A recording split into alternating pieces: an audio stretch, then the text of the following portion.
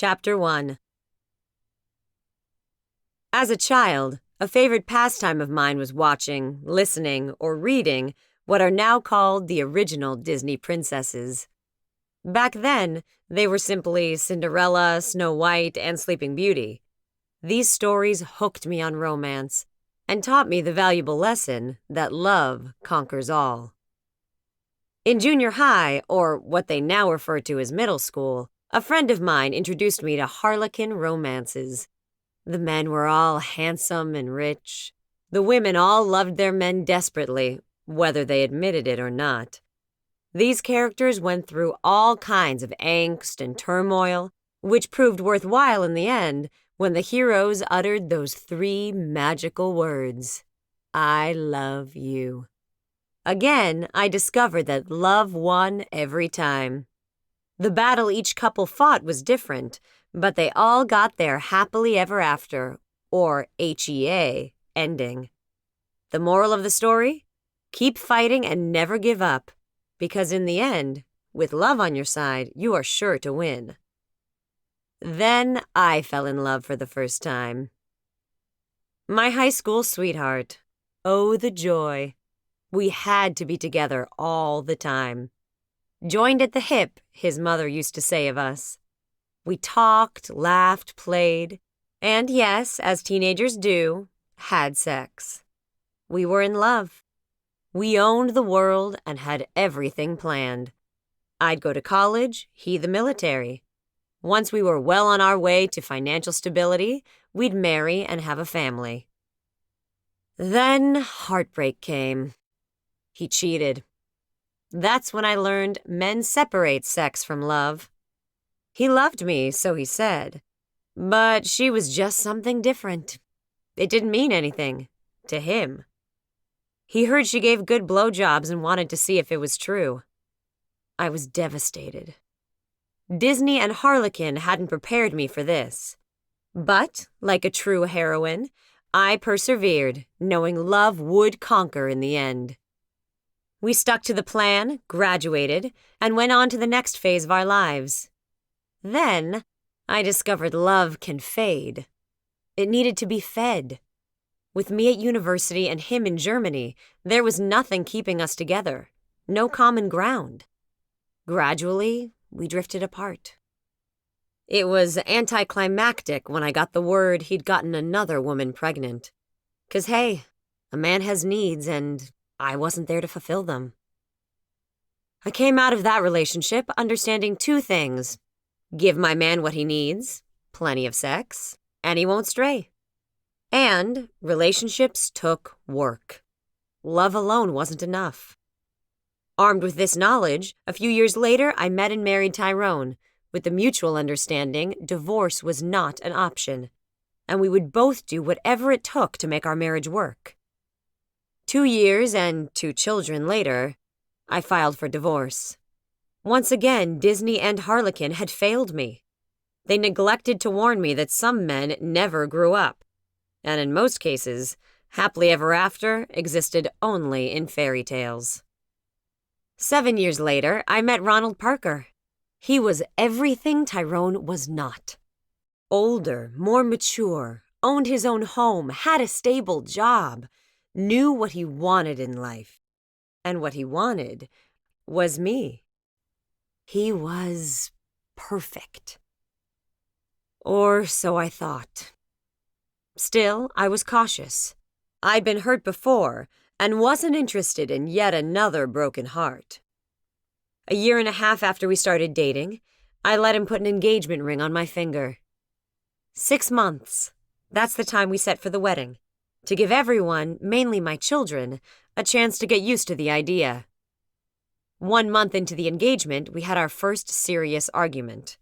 Ironically, over where to live. We finally settled the issue, but by that time, my blinders were off, and I was noticing things that caused me to question whether he was the right one for me. The problem was, I believed, and still do today, Ronald was the husband God intended for me. What I didn't realize then is, just because it was God's plan for us to marry, didn't mean everything would be perfect. I mistakenly assumed if it was God's will, it would be easy. Boy, was I wrong. It didn't help that we got off track and started having sex. Consequently, we lost God's blessing and opened the door for the enemy to come in and attack. And did he ever. By the time everything was said and done, I hurt worse than I'd ever hurt in my life, and wasn't interested in men in general, and marriage in particular.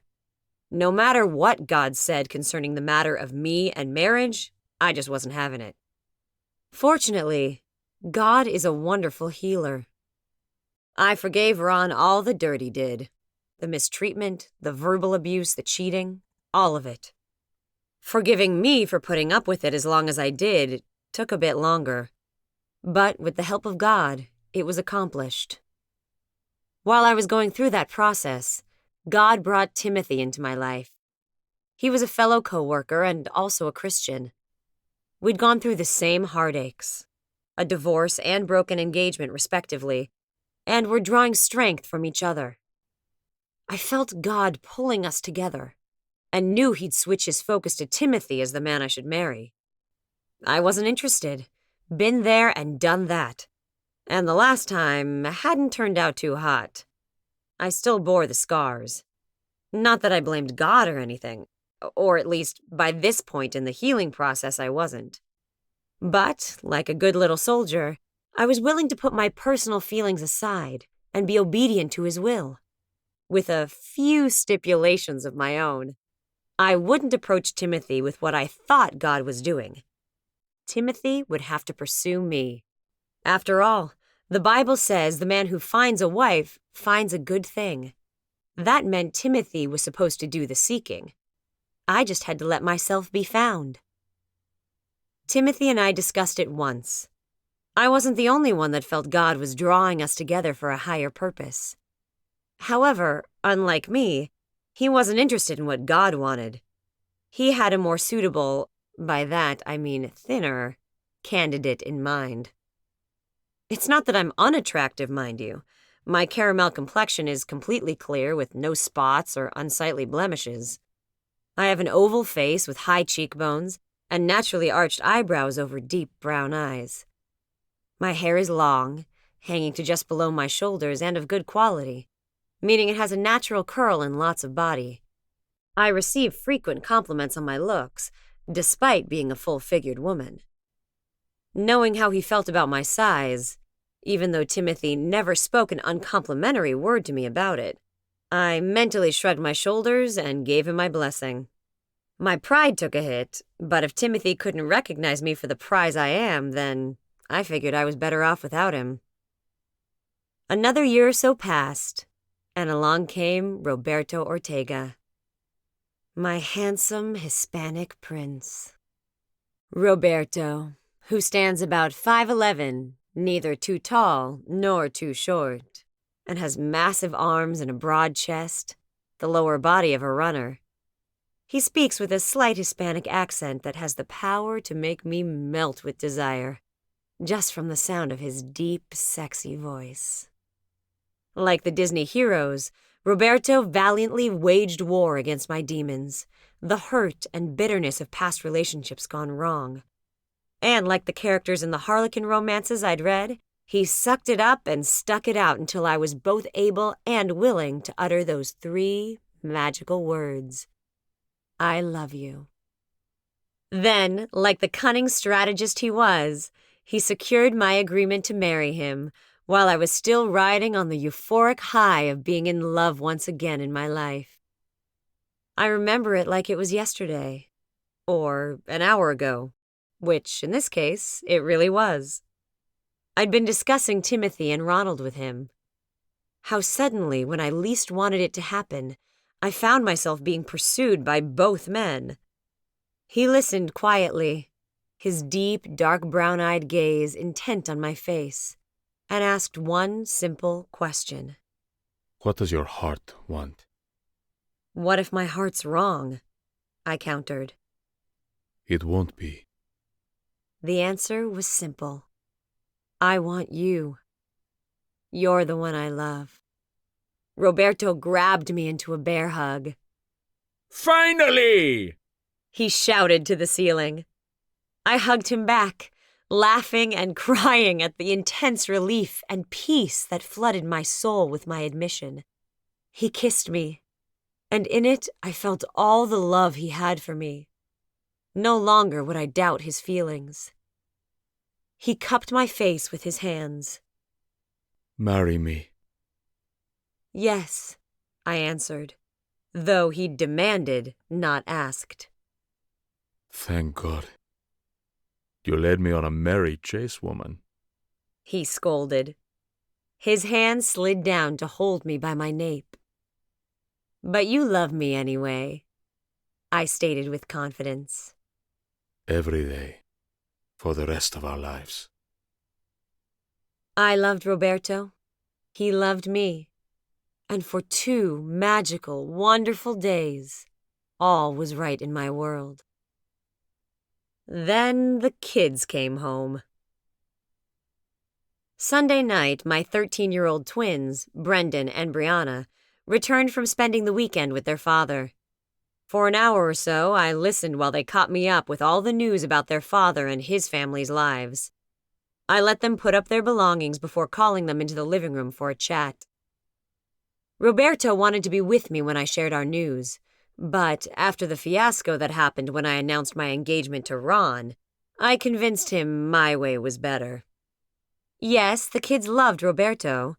He was a youth leader in our church and one of their favorite people in the world. But that didn't mean they would be pleased with the idea of us getting married. I was prepared for an argument.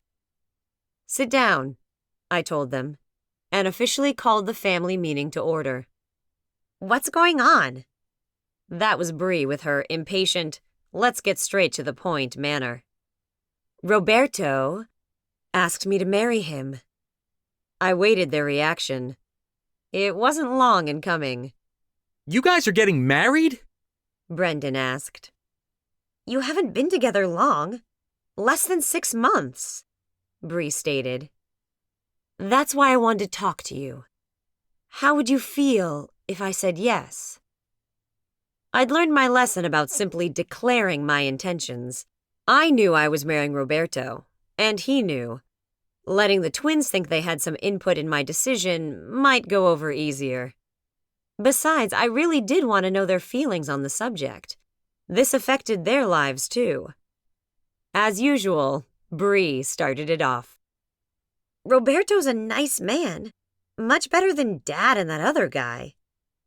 To this day, she still didn't like Ronald and refused to call him by name. I say, go for it, if you love him. If you do, I'm going to live with Dad, Brendan announced. I hated when they did that. Though they were fraternal twins, they were still complete opposites, in a manner normally only found in identical twins. It was almost guaranteed. If one was for something, the other would be against it. Previously, when Roberto and I first began dating, Bree was the one with the problem. She was adamant I wait until after she was grown and gone to remarry. Since marriage was nowhere in my plans, I was fine with her attitude. Well, other than the issue of my 13-year-old daughter trying to tell me how to live my life. Brendan, on the other hand, thought the idea of Roberto and I together was great. Now, they'd flipped. Why? I asked. Well, he's not my father, and he shouldn't be telling me what to do, Brendan said belligerently. Okay, that was totally not like my son. Who was he channeling? First of all, as your mother, I make the rules. Secondly, you will show Roberto the proper respect I require you give all adults, whether they live in this house or not. As for telling you what to do, I really don't think that'll be an issue. So what's the real problem? I asked. He's been listening to Dad. Dad's on this kick again where he wants both of us to come and live with him. Especially after Brendan told him about Roberto. Bree said with a roll of her eyes. Tyrone, I should have known. The man didn't want me and changed women like other people changed clothes. But let there be a man in my life. Brendan, You know how I feel about you moving in with your dad. He can barely take care of himself, I firmly reminded. Left unsaid was this was just another ploy on Tyrone's part not to pay child support. Maybe he thought if the kids lived with him, I'd have to pay him. What Tyrone didn't seem to realize was he owed me so much back child support. Even if the twins joined him today, they'd be 18 before I had to pay a dime. I don't care. Dad said I could come to him if you marry Roberto, so I'm leaving. Besides, Dad has a new girlfriend living with him. She's really nice. You'd like her. He added. Huh, doubtful. Your dad's girlfriends don't manage to stick around long, I reminded him. Tyrone shouldn't have said you could live with him, not without my permission. The truth was, according to our divorce decree, Tyrone couldn't take the kids around the corner without my saying so, let alone across state lines. I want to live with Dad, Brendan insisted. When The end? hell freezes Surely over. not. Don't worry. I'll Nina think and about Roberto's it. story continues in season placated. 2. Not. So, are you guys getting married? Bree asked. Nothing's official, but I think so, I confirmed. Is that all you wanted to talk to us about? She continued. That's it. Unless anyone has something to add, meeting's over. They both headed to the back of the house without saying another word. I put Brendan's pronouncement out of my mind. This wasn't the first time he'd suggested living with his father. He'd changed his mind before, and I was sure once he got used to the idea, he'd be fine with Roberto as a stepfather. Roberto called that evening when I was in bed. Hello, the future Mrs. Ortega. Hello to you, too, I answered, smiling. How'd it go with the kids? Fairly well. No one ran screaming into the night. So they're okay with the idea? I hesitated. They're not exactly leaping for joy, but neither are they totally against it. We'll give them time. We can't marry until Pastor gives his approval anyway. Roberto was calm, assured. My rock. What's his normal time frame for pre-marriage counseling? The subject never interested me before, so I didn't have a clue. Roberto was so silent, I could almost hear him thinking. Remember he said once while preaching he doesn't have a set time? He just keeps seeing the couple until he thinks they're ready. It could be anywhere from a couple of months to a year. So we should anticipate at least 6 months minimum? You think that's long enough for the kids? With the way time is flying by, 6 months really isn't as long as it sounds. He cautioned. Do we have enough control to wait a year? I asked. The sexual attraction between Roberto and I was strong. Very strong. We'd almost crossed the line once, and that was before I'd acknowledged to myself what I felt for him was love. The desire was even more powerful now. Roberto was quiet for a long time. We've no other choice. Not if we wanted God's blessing on our union, and we did. I sighed. I had Ronald as a shining example of what happened when I did things my way. I wouldn't repeat the same mistake with Roberto. We can always push the date up if it gets to be too much. Roberto added. What kind of wedding do you want? Nothing big or fancy, was my immediate response. Good. I'd do it if that's what you wanted. But it's not my thing. I was amused at how relieved he sounded. Weddings are a lot of work. I wanted to keep things simple the first time, and it quickly escalated out of control. This time, I want what I asked for to begin with. A simple ceremony, followed by a large reception to celebrate our marriage with friends and family, I said, hoping he'd agree. Sounds good to me. Are you going to wear a gown? Would you be upset if I didn't? Since this would be a second wedding for both of us, I didn't see the point. Besides, I didn't want to spend money on something I'd only wear one time. and renting a gown seemed kind of tacky. Which was really strange since I didn't have a problem with guys renting tuxedos. No? Just needed to know if I'll need a tux. He said. No tuxedo necessary. You know what I'd really like to do? I asked. Roberto made an encouraging noise. I'd like us to pick a Sunday, and immediately following morning service, exchange vows, inviting those that want to witness it to stay. Then we and our guests retreat to the fellowship hall for the reception. That way we'd have the simplicity of a courthouse wedding, but still have everyone important to us there. Roberto laughed. This is yet another reason why I loved you. Most women will be demanding huge weddings, flowing gowns, and thousands of dollars worth of expenditure for the big day. Not you. You want to go to Sunday worship and come home married. Well, I really didn't know what to say. I think it's a wonderful idea. He finally concluded. The next time you're over, we'll get a calendar and pick a date, I said, happy he was in agreement. Sounds like a plan. It's getting late and we haven't prayed. I'll start us off. As I listened to Roberto pray, I remembered when he first suggested we begin doing this. At the time, we'd just begun dating, and I wasn't sure our being together was such a good idea. I asked him why, and he gave me an answer. But I'd never thought it the real one. This played in the back of my mind as we switched, and I prayed. Babe, before you go, you never did tell me why we started doing this, I said. Didn't I?